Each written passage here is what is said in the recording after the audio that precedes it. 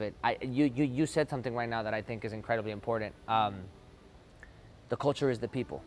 So I consider myself primarily an artist. That's kind of where that's where I feel like my function is, right? Some people are really great at public speaking. Some people are politicians. Some people are activists. Some people are nonprofits or business owners or things like that. My entire brain wraps itself around the human condition and the struggle of people and how that manifests into art in general. So I see myself as an artist first and foremost. Yep. So whenever I have these conversations with people in passing, or whether I'm at a bar or this or that or whatever, and we're talking about gentrification, there's people that are very passionate about the displacement of residents. Because I've been in these conversations. I often come off as the person that feels a little bit more nihilistic, because, and it's not on purpose. I think it's just a product of the things that I know. These people are clinging to this idea that if we get enough people to say something, then they won't move in here. And I'm like, no, they're moving whether you like it or not. Yeah. Because the real problem happened way before this. The real problem is something that you haven't even started to realize that the problem is. You haven't done the backwards retracing your steps as to when this could have gone, when this could have actually been been prevented. However, the good, and I can get into that notion a little bit. The good thing is that the culture is the people. Right now, most of the gentrifiers that are here want the authentic Mexican. They want you can upcharge them because that's how capitalism works. So you can you can do your thing. Yep. if you're smart enough about it or whatever, right? Yeah. But they want that because anybody, and I mean everybody, understands culture. This is why Black culture is the most important and most mimicked and copied culture in the entire world.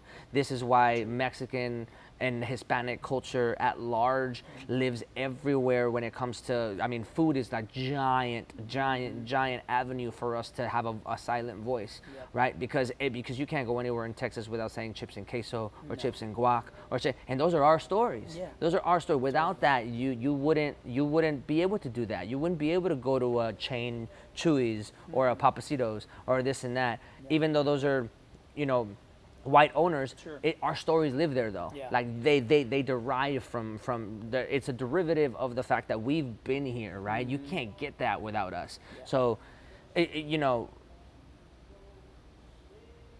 the culture is the people. So in my mind, as an artist, I say, well, that's great. That's actually fantastic, because that means wherever you are, you can rebuild that culture. Yeah. And so it's not about real estate, at least in terms of culture. It's really not about being loyal to real estate. It's understanding that the people are the treasure. Yeah. The people is so it doesn't matter if all of a sudden, if you transplant all of Second Ward from 15 years ago to Pearland, then Pearland would be the up and coming thing. Sure. You know what I mean? Because again, you can't change who we are as people. You can't change the fact that this entire side of the east side was a rundown, bayou, dirty place that we came in here and we said, okay, fine, we can start our own businesses. We can do our own thing. We can do our own small thing. We can have it small like tortillas. We can have some sort of community bonding. It came with good and bad, right? I just described a whole bunch of things that I don't think anybody should ever have to go through. But you can't have a situation like right now where people are lining up to try to buy these townhomes here and then are looking for the Saturday morning market without us already being here first. Yeah. You know what I'm saying? Yeah, totally. So the downside to that, and I'll start to pull the thread as to that, the people that are very passionate about the displacement of people. Yep. The downside to that is that the real cure is that we should have been educated a long time ago. The real and it's not even a cure. The real problem started with the fact that, and this sounds like a really big leftist, liberal, you want big government to do everything kind of thing, right? But no. It's not that. This government as a whole they are people. It's not like the government is this weird thing in the ether that exists without us, right? No, we are that. You know what I mean? So we have a responsibility to uplift each other. The role of government is to uplift people and to take care of them. It says something about a people and a government when you advocate or vote for representatives that take away things from you. Because even if you want, even if you have a dream of getting ultra rich, or I have a dream of being uber rich, or like, things like that, even if that's your goal, fine, you can have your own individual goal. It says something whenever, if I am that person, the government will placate to me as opposed to placate to the people that are the culture. As the, if we just describe these people as the treasure of this neighborhood, this city, this county, this state, this right, placate, it does a disservice. So you cut funding. And what does that create? That creates, and this is a real domino effect. You cut funding, so then that creates a void. That creates a void, and it starts the beginning revolving door of pain. People start to hurt. So what do people do whenever they're hurt? If they're adults and they're not mature enough to understand what's going on because they're so stressed and they're so this and that, they end up getting vices. You end up with the crack epidemic of the late 80s, right before during the Reagan era. And what happens with that? Then two steps of separation removed from that, now you get people talking about how, it's the fatherlessness crisis because there's no fathers in the house, and single moms, and this and that, and blah blah blah, and everybody's doing their best, but again, people are in pain. It's not so hard to imagine a world where you do get the fatherlessness crisis, the quote unquote, the term on the right is like the nuclear family. You can't get there in the disruption of that concept without tracing it back to at some point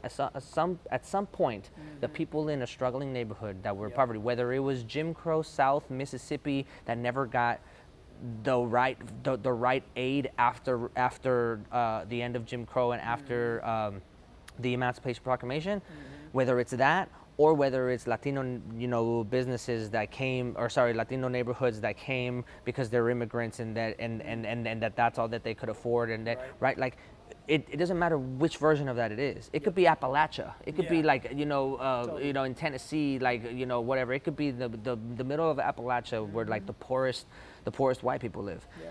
If you do not create an environment that incentivizes them to go and get education and not feel like they're trying to survive, and they don't feel the weight of the psychological weight of that, you will eventually get to the breakdown of everything that happens. And then the incredibly disingenuous and infuriating part for me is that then you will blame them for it. Because then the right will come in and they will say, what's your response? Pick yourself up by your bootstraps. Do all this, blah blah blah, this and that. I'm like, I don't see any legacy wealth generator, having to have done that. Ford didn't do that.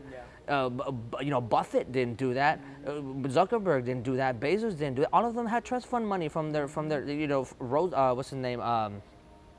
The steel dude. Carnegie. Carnegie, all of these people that like have built like these incredible wealths of, like, it's not, they didn't do that just off of hard work. It's not like they were on their knees trying to make this happen. Eventually they got some subsidy. Eventually they figured out how to way to get in the rooms with some of these with some of these politicians, and they're like, hey, you scratch my back, I'll scratch yours. Like that's how it happens, right? Yeah. And then you blame me for not having the grit and